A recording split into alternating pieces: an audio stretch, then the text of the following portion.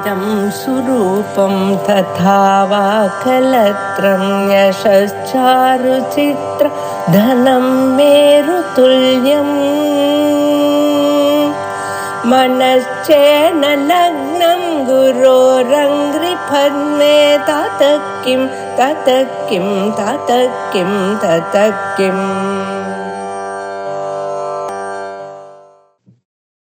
गुरु ब्रह्मा गुरु विष्णु गुरुदेवो महेश्वरः गुरु साक्षात् परम ब्रह्म तस्मै श्री गुरवे नमः.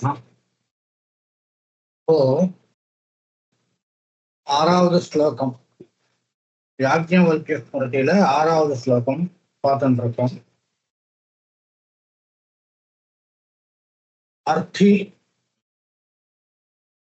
அந்த புகார் கொடுத்த உடனே ராஜா பண்ண வேண்டிய காரியம் பிரத்யர்த்திய கூப்பிட வேண்டியது.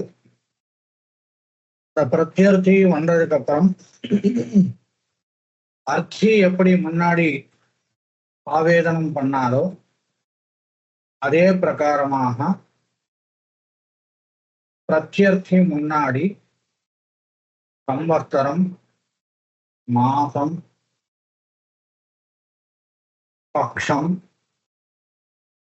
அதுக்கப்புறம் அகஹ தினம், அதுக்கப்புறம் நாம, ஜாதி, அந்த திரவியகத சங்கியா, பாவசதஸ்தானம், நிவாசஸ்தானம், தேசக இதெல்லாம் கிளீனா எழுதி பிரத்யர்த்தி முன்னாடி அவர் மேல என்ன புகாரோ அதை கிளீனா எழுதி கொடுக்க வேண்டியது. இதுதான் ஆறாவது ஸ்லோகத்தினுடைய அர்த்தம். இப்போ நாம மேல தேசத்தைவ ததாஸ்தானம் சன்னிவேச ததைவச்ச ஜாதி சம்ஞா அதிவாசஸ்ச பிரமாணம் க்ஷேத்ரநாமச்ச பித்ருபைதாமகம் சைவ பூர்வராஜா அனுகீர்த்தனம் தாவரேஷு விவாதேஷு தச ஏதானி நிவேதையே அப்படின்னு ஸ்லோகம். இது நாரத ஸ்மிருதியில சொல்லியிருக்கா. தாவர விசாரம் அந்த மாதிரி விவாதம் வந்ததுன்னு சொன்னா, ஸ்தாவரம்னா க்ஷேத்திரம் இல்ல ஒரு மரங்கள், இந்த மாதிரி சமாச்சாரங்கள்ல ஒரு புகார் என்னுடைய மரங்கள் இவர் எடுத்தும் போயிட்டார் அப்படின்னு ஒரு புகார் வந்ததுன்னா அப்போ இந்த அம்சங்கள்லாம் சேர்த்து எழுதணும் அப்படின்னு சொல்றான். தேசகா ஒன்னுக்கு உதாரணம் சொல்றா. அப்போ தேசகா மத்திய தேசம், ஸ்தானம் வாராணசி ஸ்தானம், சன்னிவேசகா தத்ரைவ பூர்வாபர விபாக பரிச்சின்னஹ சம்யக் நிவிஷ்டஹ கிரகக்ஷேத்ராதி. அந்த பக்கம் என்ன இருக்கு, இந்த பக்கம் என்ன இருக்கு, நடுவுல அந்த க்ஷேத்திரம் என்ன க்ஷேத்திரம், அதெல்லாம் எழுதணும். அடுத்தது ஜாதி, அர்த்தியினுடைய பிரத்யர்த்தியினுடைய ஜாதி விவரங்கள். அப்புறம் சம்ஞா, தேவதத்தனா யஜ்ஞதத்தனா, என்ன பேரு, ராமனா கிருஷ்ணனா என்ன பேருன்றது எழுதணும். அதிவாசா, அந்த முன்னாடி இந்த தேசத்திலேயே இருக்கக்கூடிய ஒரு ரெஃபரன்ஸ், ஒரு பெரிய மனுஷாருடைய ஒரு ரெஃபரன்ஸ், அவர் பேர் என்ன எழுதணும்.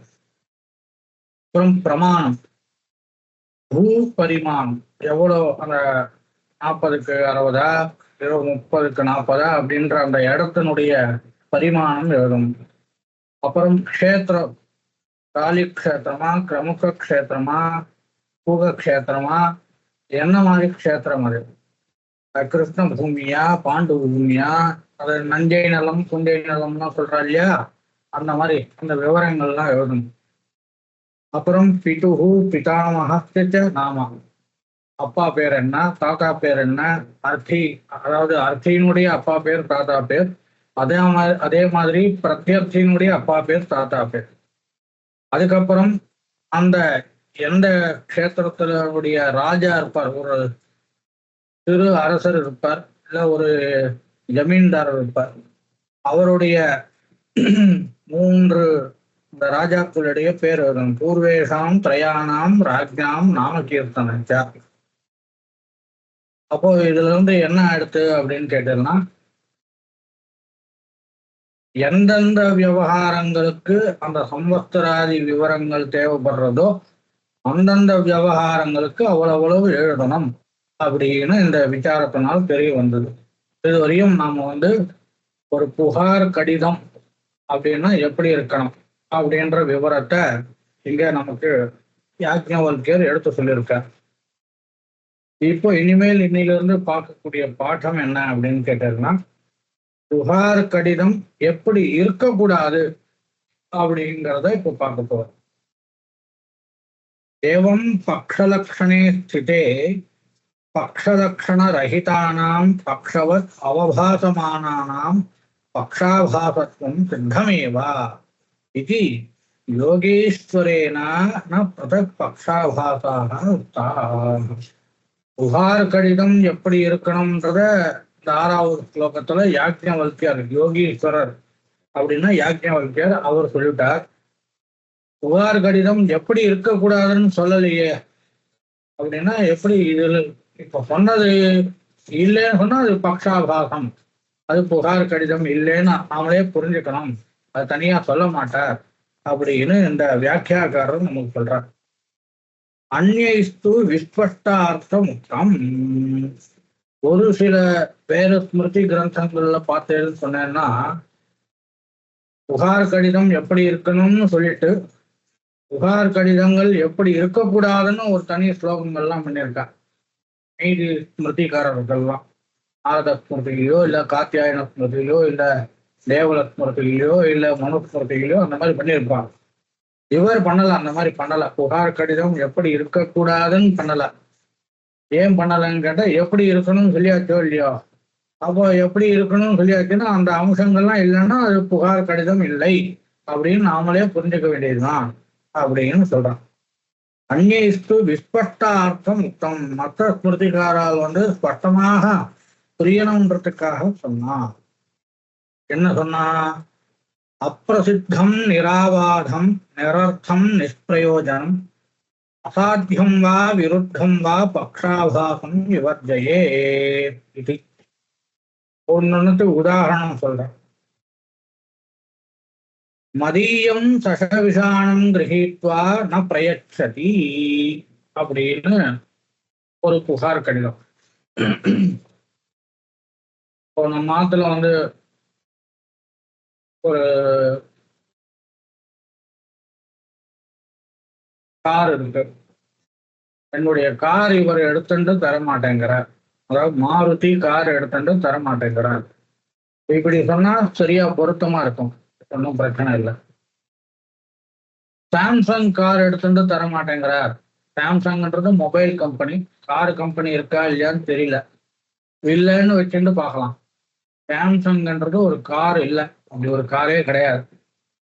புகார் கடிதம் என்ன அப்படின்னு கேட்டதுன்னா, என்னுடைய சாம்சங் கார் எடுத்துட்டு இவர் தரமாட்டேங்கிறார் அப்படின்னு ஒரு புகார் கடிதம். இல்லை என்னுடைய மைக்ரோசாஃப்ட் கார் எடுத்துட்டு, இல்லை ஒரு பைக் எடுத்துட்டு, இல்லை ஒரு சைக்கிள் எடுத்துட்டு தரமாட்டேங்கிறார் அப்படின்னு ஒரு கம்ப்ளைண்ட்.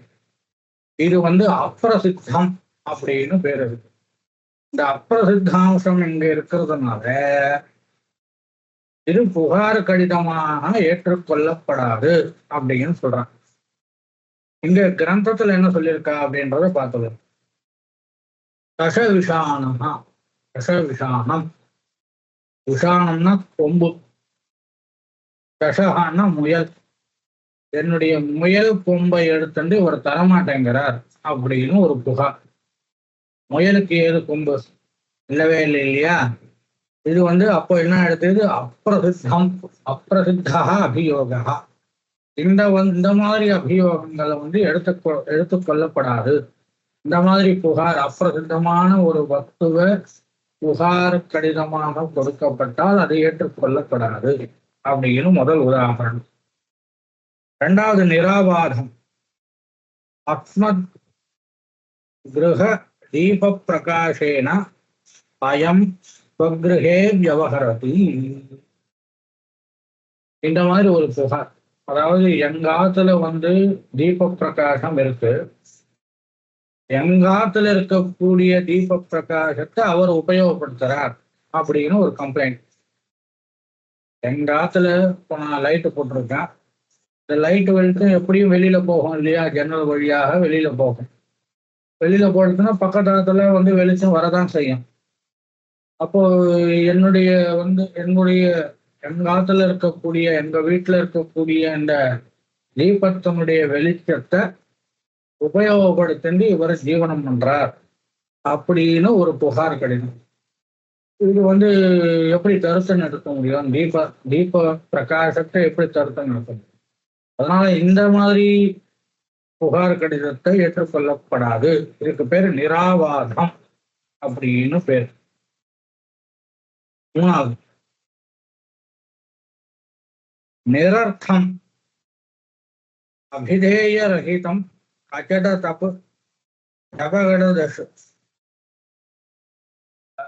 புகார் கடிதம் கொடுக்கிறார், அவர் ஒரு பேரா எழுதி கொடுக்கிறார், ஒரு பேராகிராஃப் ஃபுல்லா எழுதுறார், ஒரு பக்கம் ஃபுல்லா எழுதுறார். ஆனா அந்த பக்கத்துல எழுதின அக்ஷரத்துக்கும் ஒரு அர்த்தம் இல்லை. அவர் எழுதின அந்த ஒரு பக்கம் நிறைய எழுதியிருக்கார். ஆனா அந்த எழுதியிருக்கிற பக்கத்துல இருக்கக்கூடிய பதங்களுக்கு ஒன்னுக்கு கூட அர்த்தமே இல்லை. அப்பேற்பட்ட பதங்களை அவர் எழுதியிருக்கார்.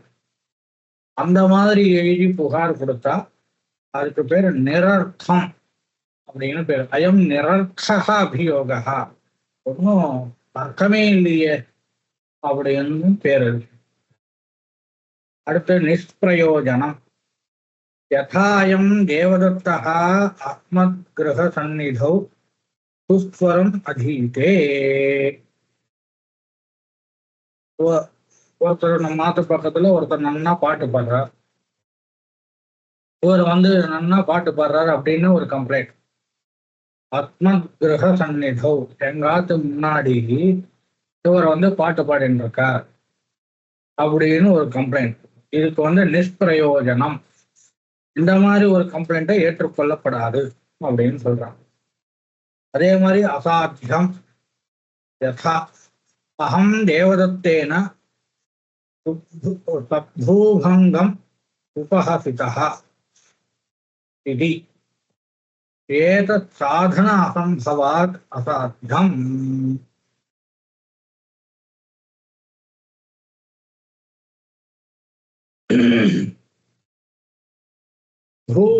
இந்த இது புருவம்.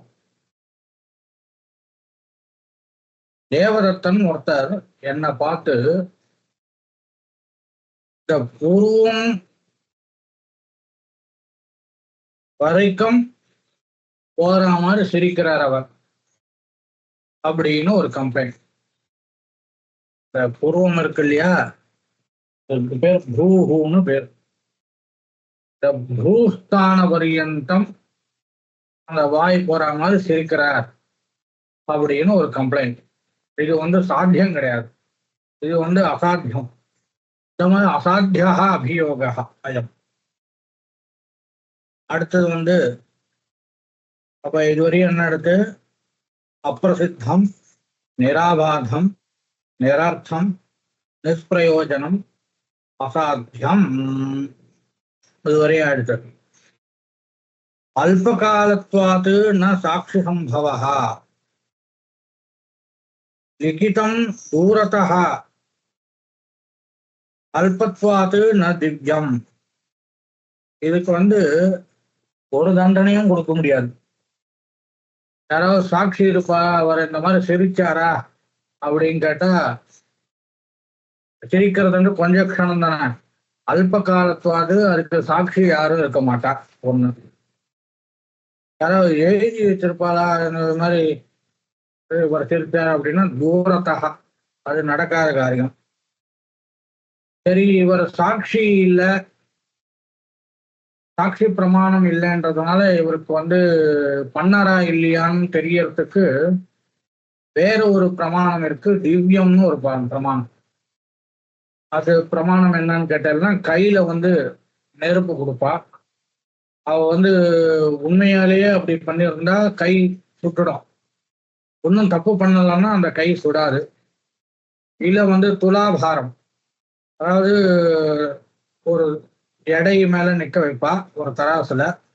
அவர் உண்மையை சொன்னாருன்னா அந்த எடை மேல போகும், பொய் சொன்னாருன்னா அந்த கீழே வந்துடும். அந்த மாதிரி திவ்ய பிரமாணத்தினால சிக்ஷை கொடுக்கலான்னு பார்த்தா இது வந்து அவ்வளோ பெரிய கேஸும் இல்லை.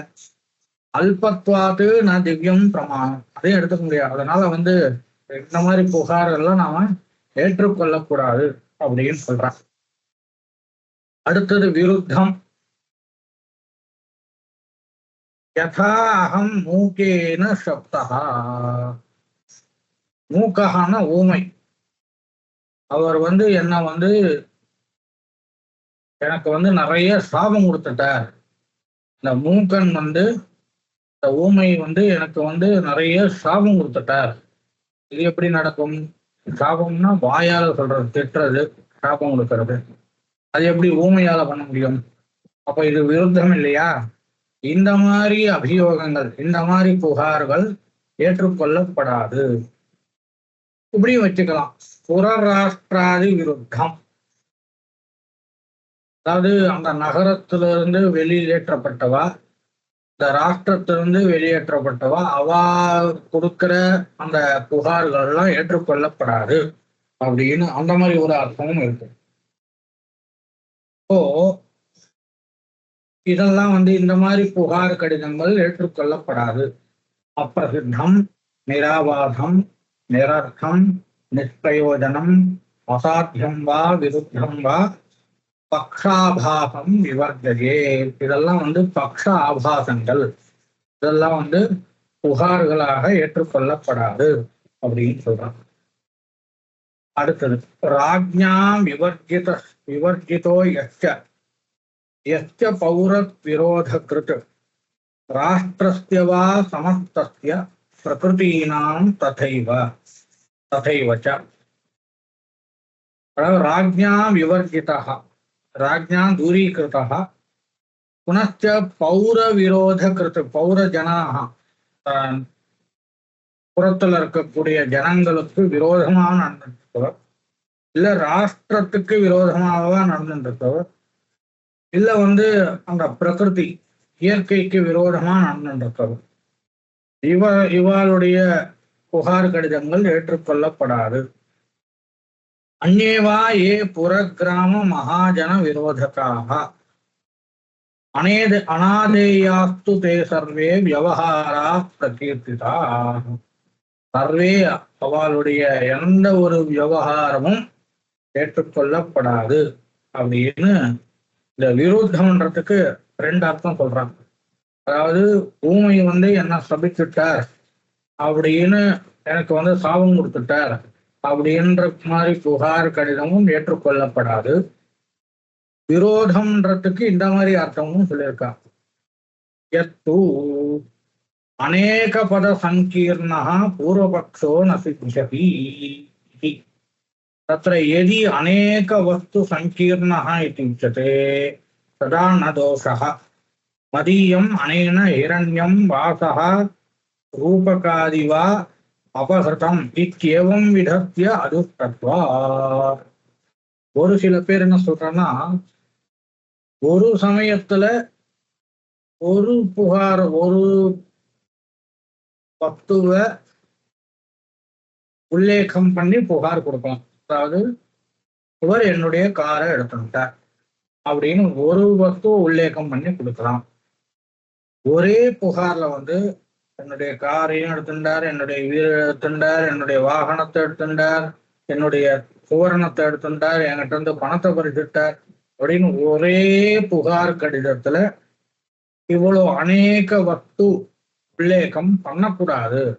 இதுக்கு பேர் விருத்தம்னு அர்த்தம் ஒரு சில பேர் சொல்றான். இது வந்து சரியான வியாக்கியானம் கிடையாதுன்னு சொல்றான். ஏன்னா ஒரே சமயத்துல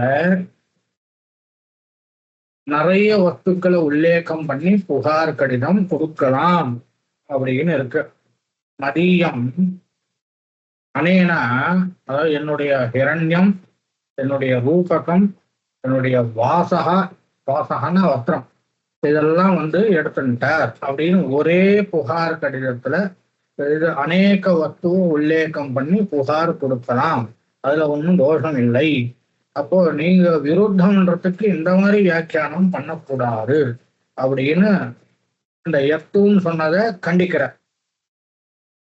ரிணாதானாதி பதசங்கரே பக்ஷாபாசா இது இல்ல சாதாரண புகார்ல சரியா வரும். ரிணாதானம் கடன் கொடுக்கல் வாங்கல்ல இந்த மாதிரி ஒரு கடன் கொடுக்கல் வாங்கல் வழக்குல ஒரு வஸ்துவை தான் நீங்க உல்லேகம் பண்ணணும், அங்க நிறைய வஸ்துவை உல்லேகம் பண்ணக்கூடாது அப்படின்னு சொன்னீங்கன்னா அதுவும் கிடையாது. மதியாக ரூபகாக அனேன விருத்தியா கிரகீதாக சுவர்ணந்து அஸ்ய ஹஸ்தே நிக்ஷிப்தம் மதியம் க்ஷேத்திரம் அயம் அபஹரதி இத்தியாதீனாம் பக்ஷத்வம் இஷ்யதே.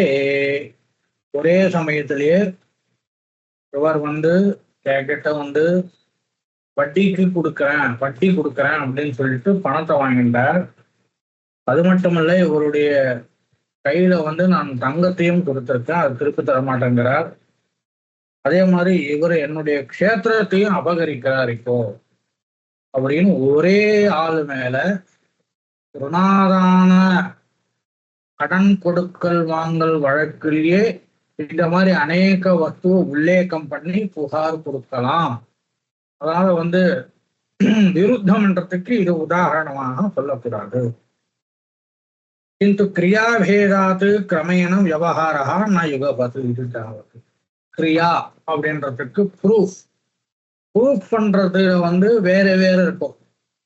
ஒன்னுத்துல கடன் கொடுக்கல் வாங்கல்ல டாக்குமெண்ட் தன்னை வட்டி கொடுக்குறேன்னு சொல்லிட்டு இந்த பணம் வாங்கியிருக்காரு அப்படின்னு அதுக்கு ஒரு தனி டாக்குமெண்ட். இவர்கிட்ட நான் சுவரணத்தை கொடுத்தேன் அப்படின்றதுக்கு ஒரு சாட்சி ஒருத்தர், அது தனி விஷயம். இவர் என்கிட்ட க்ஷேத்திரத்தை அபகரிக்கிறார் அப்படின்றதுக்கு தனியா அதுக்கு ஒரு தனி சாட்சி.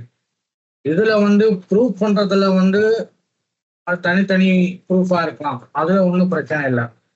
ஆனா ஒரே புகார்ல நிறைய வஸ்துவை உல்லேகம் பண்ணி ஒரே புகார் கொடுக்கலாம், அதுல ஒன்றும் தோஷம் இல்லையே அப்படின்னு சொல்றார். அதனால விருத்தம்ன்றதுக்கு இது உதாரணமாக எடுத்துக்க கூடாது அப்படின்னு சொல்றார்.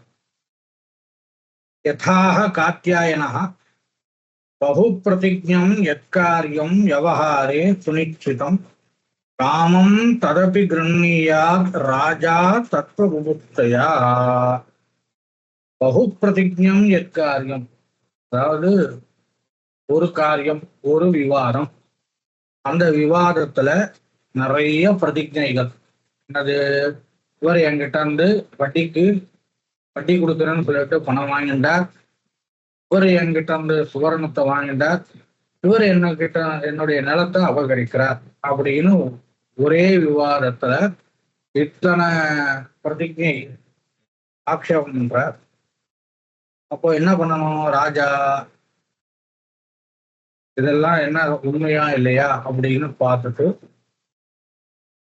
காமம் ததபி கிரண்யா, அதாவது தத்துவ புகுத்து எல்லா ஒரே புகார்லயே எல்லா வஸ்து உல்லேகம் பண்ணி புகார் கொடுத்திருந்தா கூட அது என்ன சமாச்சாரம் அப்படின்னு தெரிஞ்சுக்கிறதுக்காக அந்த புகாரை ஏற்றுக்கொள்ளணும் அப்படின்னு காத்யாயனர் சொல்லியிருக்காரு.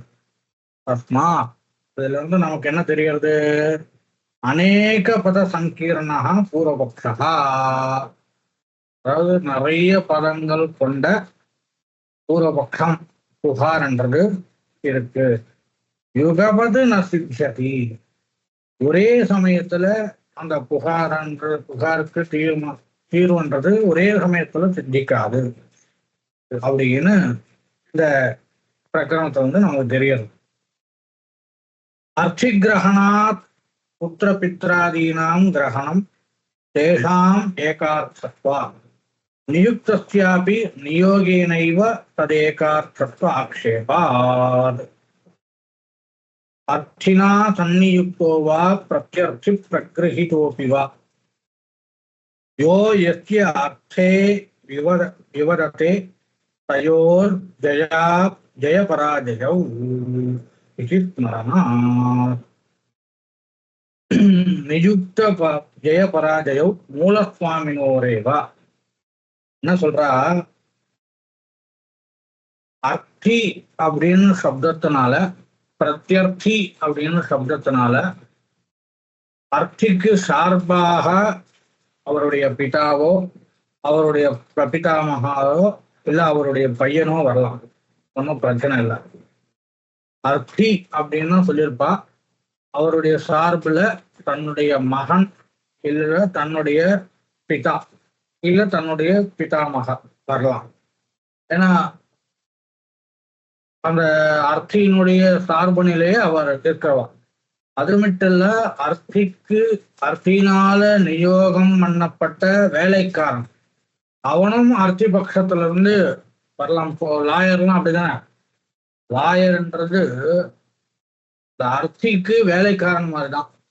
லாயர்ன்றது அந்த காலத்துல நம்பிக்கையா ஆத்துலயே வச்சுட்டு இருப்பா, இப்ப அப்படி கிடையாது. அர்த்திக்கு வேலைக்காரன் தான் அந்த லாயர். அவர் தான் கோர்ட்டுக்கு போய் வாதாடுறாரு.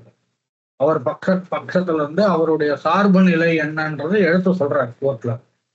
அது மாதிரி இப்போ நியுக்தான்னா வேலைக்காக அமர வைக்கப்பட்டவன், அவரும் இந்த அர்த்தி பட்சத்துல இருந்து போய் எடுத்துரைக்கலாம் அந்த சபையில. ஜெயம் இல்ல பராஜயம் வந்துருச்சுன்னு வச்சுக்கோங்களேன், அது யாருக்குன்னு கேட்டா அந்த வேலைக்காரனுக்கு கிடையாது, அந்த அர்த்திக்கும் பிரத்யர்த்திக்கும் தான். அவளுடைய சுவாமி யாரு இருக்காளோ, அவளுடைய எஜமானர்கள் யாரு இருக்காளோ அவளுக்கு தான் ஜெயமும் பராஜயமும். ஏதச்ச பூமௌ பலகேவா பாண்டுலேகேன லிகித்வா ஆவாப உத்தாரேன விஷோதிதம் பச்சாத்து பத்ரே நிவேசையே. இப்போ அந்த புகார் கடிதம் கொடுக்கிற பிரத்யர்த்தி முன்னாடி எல்லாத்தையும் எழுதி கொடுக்குறான். வருஷம் எல்லாம் விவரங்கள்லாம் எல்லாம் எழுதி கொடுக்குறா. என் சார்புல இவர் வாதாட போறார், எல்லாம் எழுதி கொடுத்துறா, டீட்டெயிலா எழுதி கொடுத்துறான். அதுக்கப்புறம் இந்த என்ன பண்ணணும், இந்த பிராக்டிபாகன் என்ன பண்ணணும்னு கேட்டா, பூமவுன்னா அவர் எங்க எழுதணும் அப்படின்னு கேட்டா, பூமியில இல்ல பழக்கம்னா போர்டு, அந்த போர்டுல பாண்டுலேகேனா சாக்பீஸ்ல அத பிரத்யர்த்தி முன்னாடி எல்லாத்தையும் எழுதணும். எழுதினதுக்கு அப்புறம் என்ன பண்ணணும், அதுல தேவையான அம்சங்கள், வழக்குக்கு தேவையான அம்சங்கள் என்னென்னவோ, தேவையில்லாத அம்சங்கள்லாம் எல்லாத்தையும் நீக்கிட்டு தேவையான அம்சங்களை சோதனம் பண்ணி பத்திரத்துல எழுதணும், பேப்பர்ல எழுதணும். அது யாருடைய காரியம் அப்படின்னு கேட்டா, இந்த பிராக்டிவாக்கன் அந்த அவரே பண்ணலாம், இல்ல அவர் அதுக்காக ஒரு வேலையாளர் அமர வைக்கப்பா அவளாவது பண்ணணும்.